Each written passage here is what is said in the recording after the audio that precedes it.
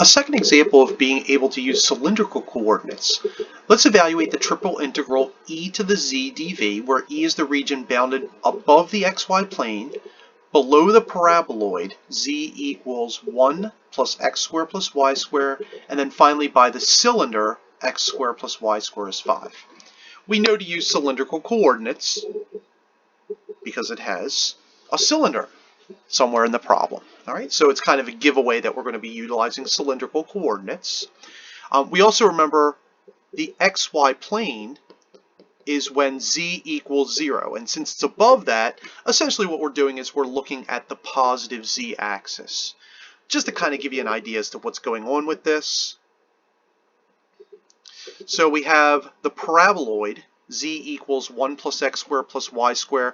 That's just a paraboloid shifted up 1 unit. Okay, so it's going to look like this. All right. And then we have a cylinder, x squared plus y squared is equal to 5. All right, so we're just going to have a cylinder that's sort of inscribed in there. So maybe we have something like this that's inscribed. All right, so that's what we're basically looking at. And we're looking at the volume or the region that's going to be bounded by e to the z dv that's inside of those two. All right, so let's get to it. The first thing we want to do is we want to bind z. Now remember we said that z equals 0, and then we also have this paraboloid that's basically binding it as well. So that's the top of it. So z is going to range from 0 to 1 plus x squared plus y squared.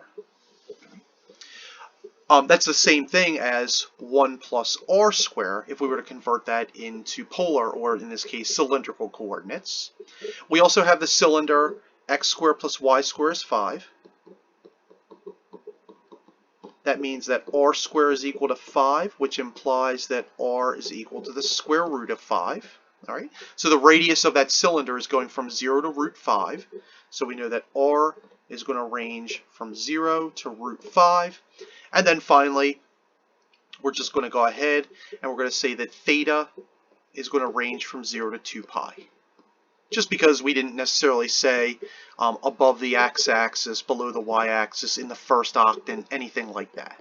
All right, so now let's go ahead and see if we can convert this into a triple integral using everything that we have. All right, so here's our triple integral. We still have the e to the z. All right. Of course, we need the r dz dr d theta, because now we've converted from rectangular into cylindrical coordinates. Remember that z is going to range from 0 to 1 plus r squared.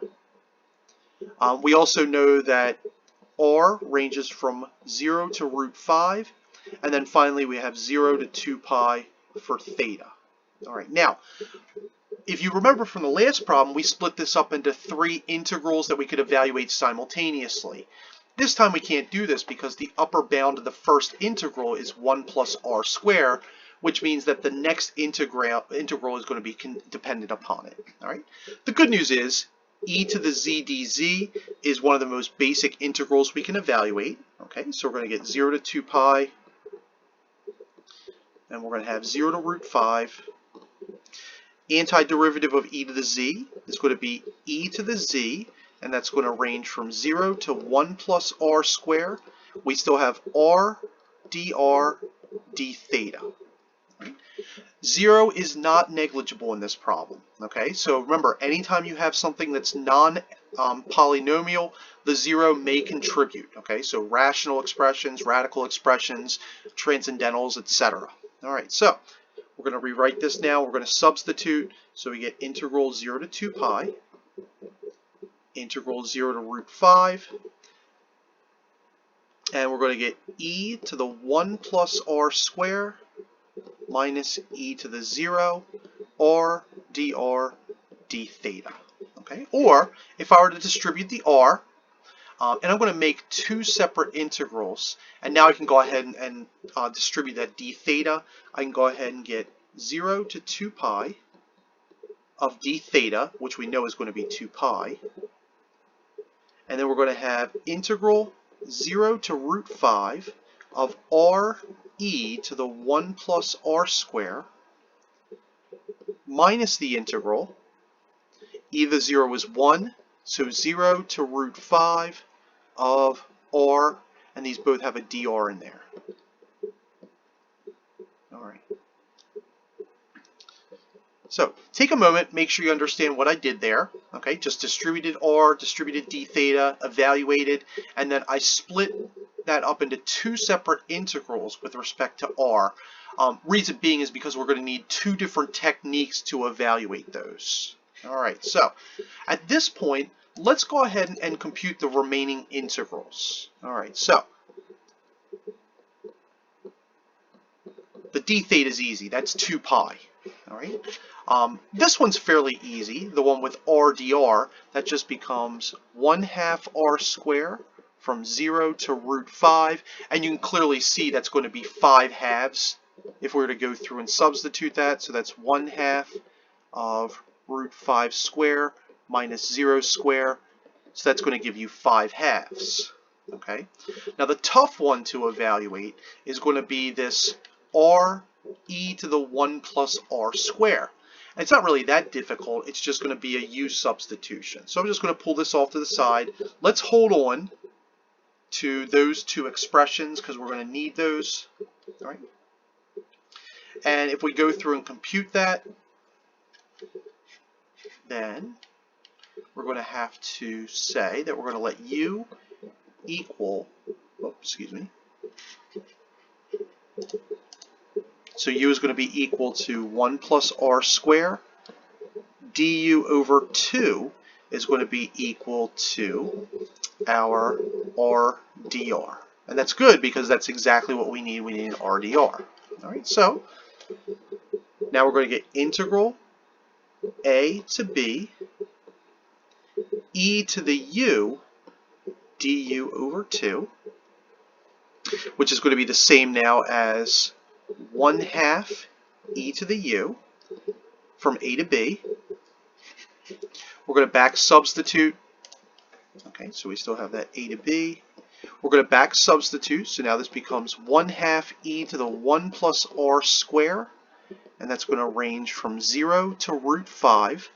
Again, because we have a transcendental function, we can't just negate the fact that 0 is going to contribute. So now we're going to get 1/2 e to the 1 plus root 5 squared minus 1/2 e to the 1 plus 0 squared. All right. Clearly, 1 plus root 5 squared is 6, so we get 1/2 e to the 6th. And then the second term just becomes 1/2 of e. So we just have to be careful there, making sure that we compute correctly as we're going through. All right.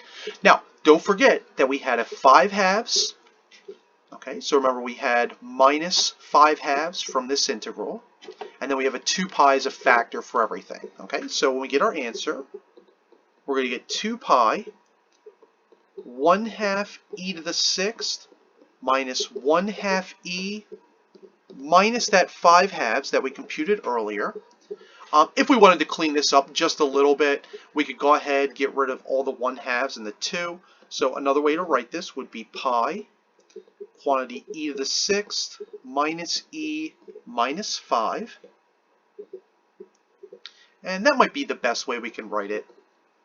We could certainly distribute the pi, but that's probably good enough. Okay. All right. So again, go back, watch this through again. All right. Make sure you understand the setup. Okay. The setup's the most important part. We paid our dues in Calc 2. We know how to do these integrals fairly well. But Calc 3 is where we're learning how to do everything in 3 dimensions to be able to set up these triple integrals.